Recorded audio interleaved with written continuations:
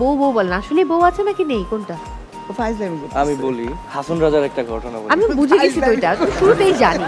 কি জানেন, হাসন রাজাকে বলা হয়েছিল যে ওস্তাদ আপনি তো, আপনার বিরুদ্ধে তো অনেক কথা, হ্যাঁ, এই ব্যাপারে আপনি কি বলেন? কয় কিছু করছি, কিছু করি নাই, আর কিছু মনে নাই। তো আমার আসলে মনে নাই। মনে নাই, এই যে আয়োডিনের অভাব তো মনে নাই। কোনো ব্যাপার না। আচ্ছা, এইটা তো মনে আছে এই না? ডায়লগটা আমার খুব ভালো লাগে। হ্যাঁ। কিছু করছি, কিছু করি কিছু নাই। করি নাই, আর কিছু মনে নাই। একদম।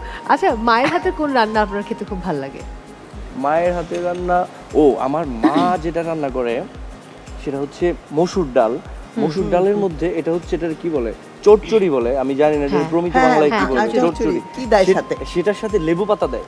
ও ওয়াও, এটা এটা অসাধারণ। খেতে খুব অসাধারণ, এটা অসাধারণ। আমাদের বাড়ি তো।